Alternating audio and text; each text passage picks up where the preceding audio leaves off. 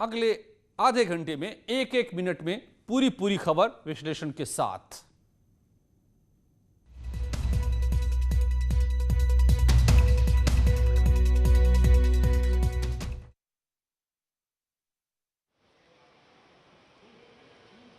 सूबे के बड़े अपराधियों और माफियाओं के खिलाफ योगी सरकार का एक्शन लगातार जारी है। इस कड़ी में प्रयागराज में भी बाहुबली पूर्व सांसद अतीक अहमद की अवैध और बेनामी संपत्तियों के खिलाफ पुलिस और प्रशासन लगातार कार्रवाई कर रहा है। कोल्ड स्टोरेज को कुर्क करने की कार्रवाई जारी है, लेकिन अब किसानों के सामने सबसे बड़ी समस्या ये है कि वो अतीक अहमद के कोल्ड स्टोरेज में रखा आलू निकाल कर कहां पर ले जाएं, क्योंकि किसानों ने पूरे पीरियड की फीस पहले ही कोल्ड स्टोरेज को दे दी है। ऐसे में कोल्ड स्टोरेज को कुर्क करने के पहले कोल्ड स्टोरेज में रखा हुआ हजारों किसानों का 11,000 क्विंटल से ज्यादा आलू निकाले जाने की बड़ी चुनौती भी खड़ी हो गई है। हम तो छोड़ के जा रहे हैं मुंशी बात है आलू पर्ची, हम उसको कोर्ट से लेंगे।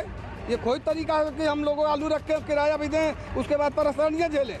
किसानों को भीड़ कोल्ड स्टोरेज पर इकट्ठा हो जाने से सोशल डिस्टेंसिंग का भी पालन नहीं हो पा रहा है, जिससे कोरोना के संक्रमण का खतरा भी बढ़ गया है। वहीं मौके पर मौजूद जिम्मेदार अफसर कोल्ड स्टोरेज के ऑफिस में आराम फरमाते नजर आए, जबकि बाहर किसान आलू निकालने को लेकर भूखे प्यासे चक्कर लगाते नजर आए। कौशाम्बी में जिला प्रशासन ने भूमाफिया और गैंगस्टर वसीम अहमद पर शिकंजा कसना शुरू कर दिया है।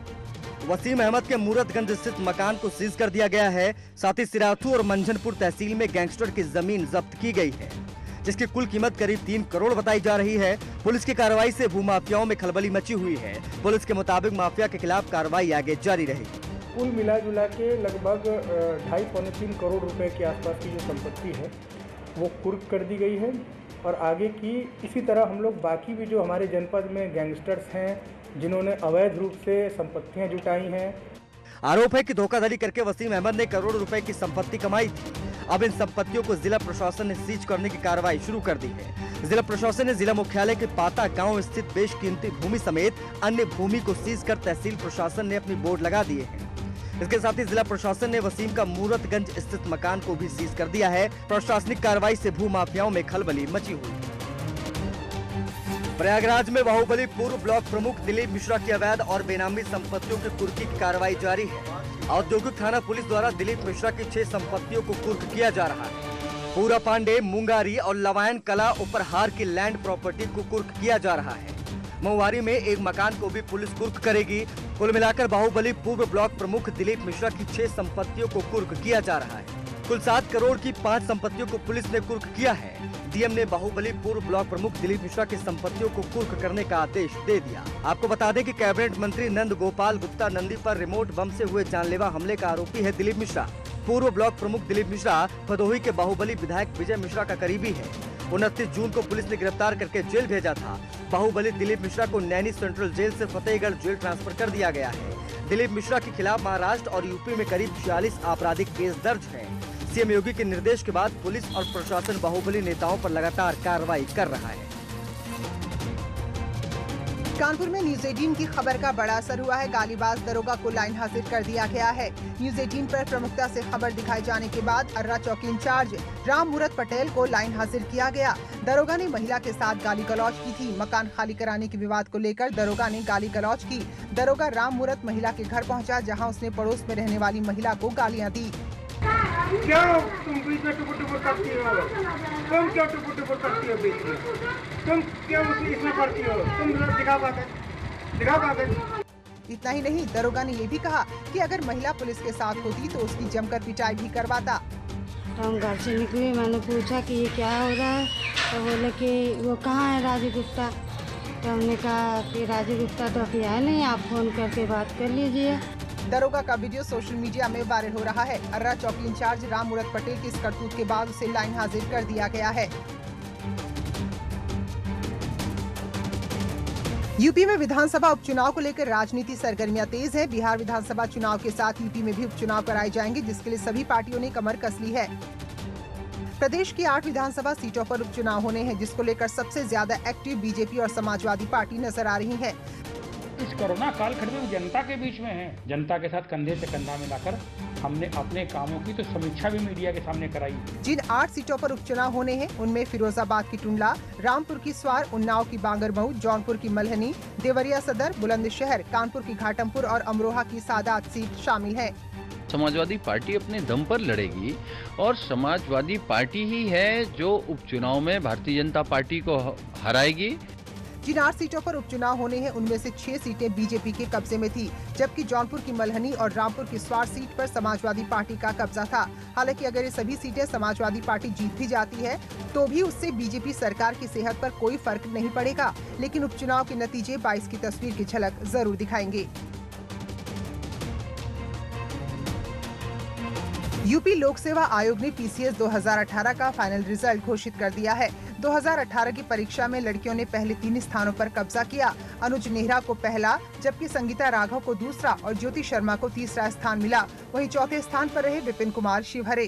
खास बात यह है कि पहला और दूसरा स्थान लाने वाली दोनों बेटियां हरियाणा की हैं। अनुज नेहरा पानीपत, जबकि संगीता राघव गुरुग्राम की रहने वाली हैं। ज्योति शर्मा मथुरा की और विपिन शिवहरे जालौन के हैं। पीसीएस परीक्षा 2018 की बात करें तो इसका प्रीलिम्स एग्जाम 28 अक्टूबर 2018 को यूपी के सभी 29 जिलों में हुआ था। इस प्रीलिम्स एग्जाम में कुल 3,98,630 अभ्यर्थी शामिल हुए। प्रीलिम्स एग्जाम का रिजल्ट 30 मार्च 2019 को जारी किया गया, जिसमें 19,096 अभ्यर्थियों को मेंस परीक्षा के लिए बुलाया गया। मेंस परीक्षा में 2,669 अभ्यर्थी पास हुए और इन्हीं को इंटरव्यू के लिए बुलाया गया। अभ्यर्थियों का इंटरव्यू 13 जुलाई से 7 अगस्त तक चला और फिर फाइनल रिजल्ट में 988 अभ्यर्थियों को सफल घोषित किया गया। इन्हीं 988 अभ्यर्थियों को प्रदेश में अलग अलग सर्विस अलॉट की जाएगी। मेरठ में आबकारी विभाग की टीम ने कई गांवों में छापेमारी की। ये छापेमारी जानी थाना इलाके में की गई, जहां पिछले दिनों 3 लोगों की मौत हो गई थी। आरोप लगा कि जहरीली शराब पीने से ही इनकी जान गई। आबकारी विभाग इसके बाद चौकन्ना हुआ है और आप देखिए इन तस्वीरों में किस तरह से गाड़ियां दनादन दौड़ रही हैं, विभिन्न गांवों का दौरा कर रही हैं। एक के बाद एक जब गाड़ियों का काफिला गांव पहुंचने लगा तो उसके बाद कुछ पुलिस वाले और अधिकारी एक घर में घुसे और तलाशी शुरू की। हालांकि अधिकारियों ने कहा कि तलाशी में उन्हें ऐसा कुछ नहीं मिला जिससे साबित हो सके कि कच्ची शराब यहां बनी थी। हम लोगों ने लगभग 1 दर्जन से ज्यादा घरों की तलाशी ले ली है। वही है कि संदिग्ध मौत हुई है तो संदिग्ध को मानते हुए हम लोग इनको रिलैक्स तो नहीं दे सकते। आबकारी विभाग और पुलिस की कुल 6 टीमों ने एक के बाद एक कई गांव में छापेमारी की, कई घरों की तलाशी ली। हालांकि अधिकारियों को गांव में कुछ भी नहीं मिला, लेकिन फिर भी उनकी टीमें लगातार एक गांव से दूसरे गांव चक्कर लगाती रही। जिन 3 लोगों की संदिग्ध मौत हुई थी उनमें मीरपुर गांव के जगपाल, पवन और अमित शामिल थे। ग्रामीणों का आरोप है कि गांव में अवैध शराब का कारोबार तेजी से पांव पसार रहा है, लेकिन छापेमारी के दौरान अधिकारियों को कुछ भी नहीं मिला।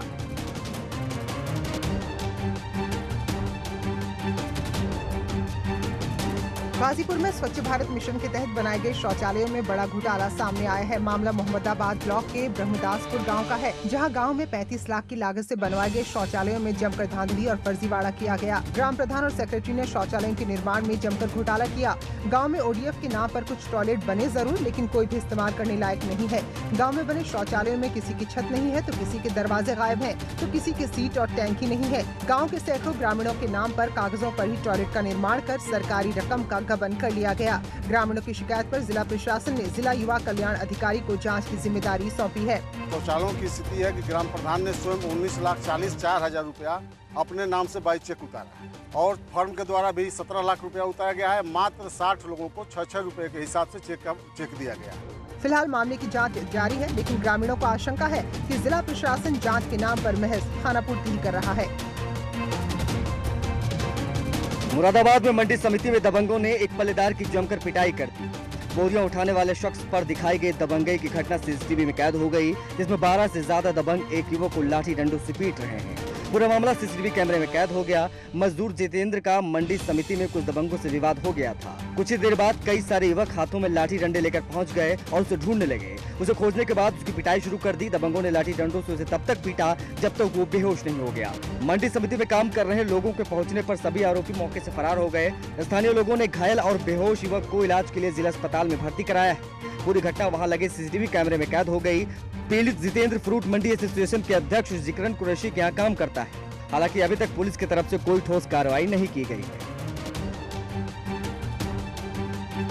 अलीगढ़ में बेखौफ बाइक सवार बदमाशों ने दिन दहाड़े 40 लाख से ज्यादा की डकैती को अंजाम दिया। पूरा मामला बन्ना देवी थाना क्षेत्र के सुंदर ज्वेलर्स की दुकान का है। यहां हथियारबंद बेखौफ बदमाश बाइक में सवार होकर आए, दुकान में घुसे और तमंचे के बल पर 40 लाख रुपए के करीब का सोना और 40,000 की नकदी लेकर फरार हो गए। दिन दहाड़े ज्वेलर्स की दुकान से हुई 40 लाख से अधिक की लूट से इलाके में हड़कंप मच गया। सूचना मिलने पर अलीगढ़ मंडल के आईजी समेत अन्य आलाधिकारी मौके पर पहुंचे। भैया ग्राहक बैठे हुए तो दुकान पे 3 बंदे आए कट्टा लेके, मगर ये है कि कट्टा दिखा के वो तिजोरी खाली करके ले गए। तिजोरी खाली करके ले गए। 3 लोग मोटरसाइकिल में आया था, दुकान का सामने गाड़ी मोटरसाइकिल खड़ा कर दिया। उसके बाद 3 लड़के अंदर गए। अंदर जाने के बाद उन्होंने कट्टा दिखा के वहाँ पे जो सामान सामने था वहीं एसपी सिटी और एसपी अपराध के नेतृत्व में बदमाशों की तलाश के लिए टीमों का गठन कर दिया गया है। सीसीटीवी फुटेज के आधार पर उनकी तलाश की जा रही है।